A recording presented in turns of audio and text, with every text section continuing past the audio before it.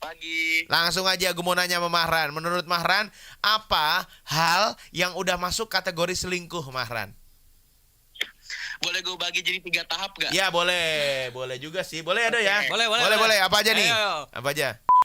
Berhubungan lagi sama mantan dengan, maksudnya gue juga berhubungan baik, cuma maksudnya bukan yang chatting ngobrol lagi dan segala macam, itu termasuk red flag. Tapi ngomong-ngomong soal red flag nih Global People, ini ada peneliti yang nemuin 4 tanda red flag seseorang berpotensi selingkuh.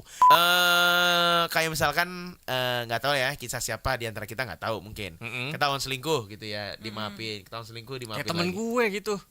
Ya berarti bukan gue. Siapa yang ngomong lu? Ya soalnya kan lo biasa begitu, nusuk-nusuk begitu. Banyak.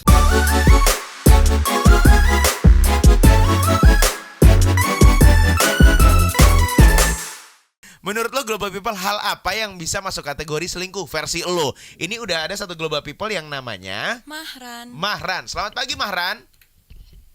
Pagi. Langsung aja gue mau nanya sama Mahran. Menurut Mahran, apa hal yang udah masuk kategori selingkuh, Mahran?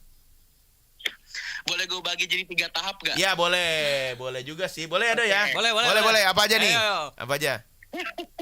Tahap yang pertama tahap ringan. Itu cuman kayak flirty kecewa atau cowok lain tipis-tipis lah, kayak ngegoda-godain dikit. Oke, gitu, itu tapi lewat aplikasi. Oke, itu berarti light selingkuh ya? Ya, light selingkuh. Oke. Terus yang tahap sedang itu udah pakai ini model yang covernya aplikasinya Google Maps tapi isinya Telegram. Itu yang kedua, yang sedang tuh. Itu apa lagi tuh? Jadi kayak apa ya?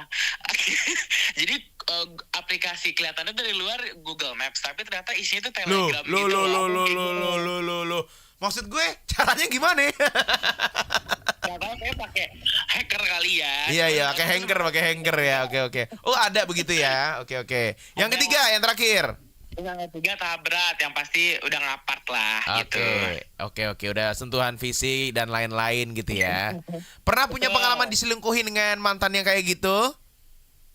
Alhamdulillah tidak. Global People, Ed Sheeran, sahabatnya Taylor Swift yang lagi detox handphone, ketinggalan beritanya Taylor Swift yang tunangan gitu ya. Cerita katanya sampai 4 jam loh bergosip ria.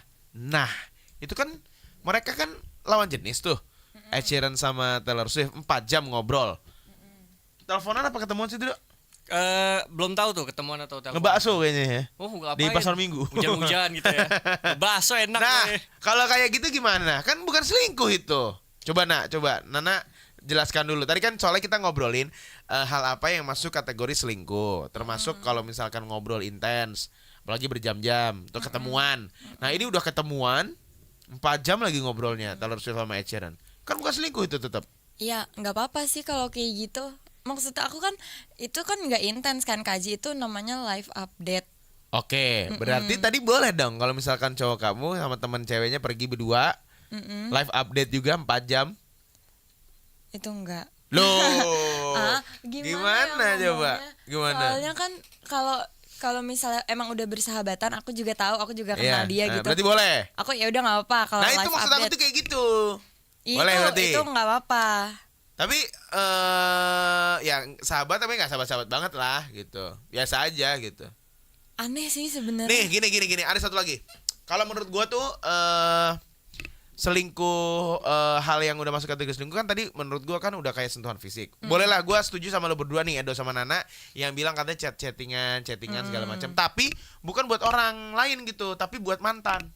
Kalau ke mantan, chat-chatan sama mantan, itu baru namanya selengkat. Iya. Selingkuh. Ngapain udah mantan kok chattingan lagi, kecuali ada hal urgent gitu, maksud gua itu baru boleh lah. Tapi kalau misalkan bukan mantan nggak apa-apa, maksud gua chat-chatan pergi biasa gitu, selama tidak ada apa-apa, nggak ada kejadian apa-apa.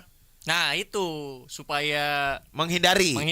Iya, tapi maksud gua ya gimana ya, kalau dengan segala posibilitas ya pasti bisa dibikin juga posibilitasnya. Bisa aja kan tiba-tiba suka gitu pasti bisa aja dibuat gitu. Tapi kalau misalkan cuma chat doang gitu sih nggak apa-apa. Kalau mantan baru dah itu selingkuh menurut gua. Gimana Nana, menurut Nana kalau misalkan chat sama mantan gimana? Apalagi nih yang cowok nih punya mantan, yang ceweknya ini baru pertama kali pacaran gitu sama dia gitu. Gimana? Ya. Big no. Big no ya. Oh. Kalau misalkan udah kejadian tuh, dengan tidak sengaja si cowok ini chat sama mantannya gitu. Harusnya yang ceweknya lakukan apa? Ceweknya soalnya baru pacaran sama dia doang gitu. Oh gitu. Mungkin Terus ada sejarah, ada history. Cowoknya dia nih, si cewek ini, temen ceweknya ini kayak pernah suka gitu. Itu gimana menurut kamu harus gimana tuh si cewek itu? Ini contoh kasus ya dari pendengar nih. Kalau aku jadi dia, Ya, oke. mungkin aku nanya kenapa chatan, urgensinya apa? Oke, nggak ada urgensinya gitu gimana? Nggak ada urgensinya, aneh sih. Aneh ya.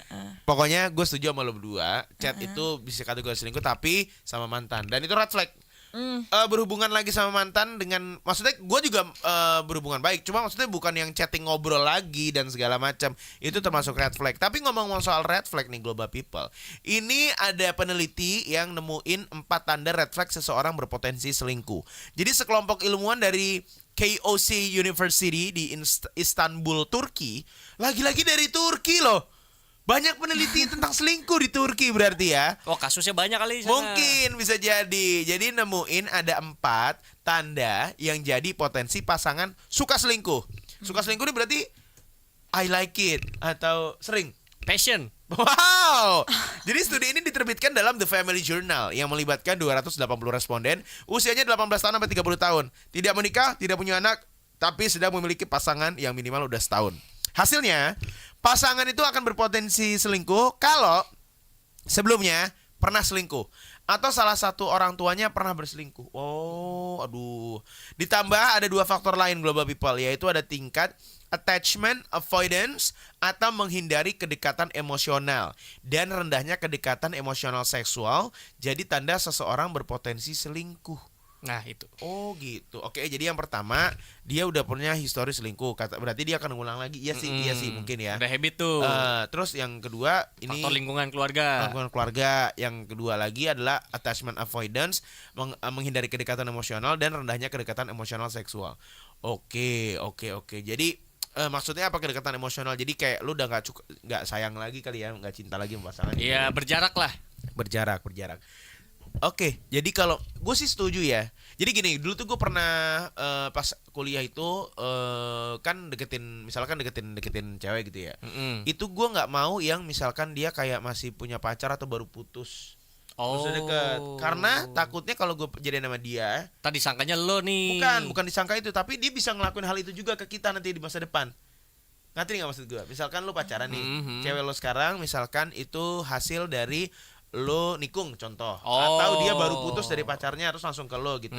Itu kayak ya dia kayak gitu ke pacarnya aja bisa kayak gitu. Apalagi nanti ke gue Kalau kali ya mungkin gitu ya. juga bisa juga kayak gitu. Jadi kalau bisa carilah pasangan yang susah untuk didapatkan gitu. Menurut gue. Misalkan Ratu Elizabeth. Bos, susah banget. Susah kan? Iya, susah. Pas masih ada. Oh iya benar. Sekarang kan udah nggak ada. Sekarang udah King Charles kan. Iya benar. Gitu ya. Kalau gue kayak gitu, tapi kayak misalkan nggak tahu ya kisah siapa di antara kita nggak tahu mungkin. Ketahuan selingkuh gitu ya, dimaafin. Ketahuan selingkuh dimaafin. Kayak temen lagi. gue gitu. Ya berarti bukan gue. Siapa yang ngomong lu? Ya soalnya kan lu biasa begitu nusuk Banyak. Nggak misalkan anak Temen gitu gue. misalkan. Pernah punya pengalaman atau temen lah orang sekitar gitu selingkuh Temen Facebook selingkuh. Yang sering nyolek di Facebook. ngepoke di Facebook. Ngepoke. Berawal dari Facebook baruku. Pernah nggak punya pengalaman memaafkan pasangan yang selingkuh? Pernah. Berarti kamu tipe orang yang kalau pasangan selingkuh dikasih kesempatan kedua ya? Iya. Kenapa? Mau lihat aja bener apa enggak, tapi aku cuma ngasih kesempatan 2 kali. Oh jadi dia boleh melakukan 3 kali dong berarti? Kan dia melakukan kesalahan nih, ntar dimaafin, melakukan kesalahan lagi, dimaafin, terus satu lagi. Tapi aku ada hacksnya. Apa? Jadi kalau misalnya aku pertama kan udah Dia nih. jadi tahu dong ntar pacarnya. Nggak apa-apa. Oh iya oke. Oh, Ya, ya, aku udah ngomong. Oh sabar Ibu ya. Sini biar kelihatan di kamera coba. Gimana coba. Misalnya kesempatan pertama nih kan dia selingkuh, terus ya udah aku maafin. Terus kesempatan kedua biar nggak selingkuh lagi, aku deal-dealan sama dia. Jadi Mau kalau di belakang tirai nomor 3 atau sesuatu di kantong saya gitu. Nah kan deal-dealan itu super deal itu. pokoknya deal or no deal. Deal or no deal Tante ya beda acara. Terus oke, deal-dealannya adalah Deal-dealannya tuh kalau selingkuh lagi, misalnya nih kan Potong. anterin, Potong gaji maksudnya. misalnya kalau dia selingkuhnya pas nganterin pulang teman kantornya, misalnya gitu, lu nganterin pulangnya pakai apa, motor apa mobil? Kalau lu nganterin pulang lewat pakai mobil, beliin gua mobil satu. Waduh. Gimana kalau misalkan dia nganterin ngesot? Kamu suruh ngesot tuh. Iya. Delman, pakai Delman, misalkan Delman. Enggak kalau digendong. Ayo, lebih bahaya dong. Gendong depan lagi. Aduh.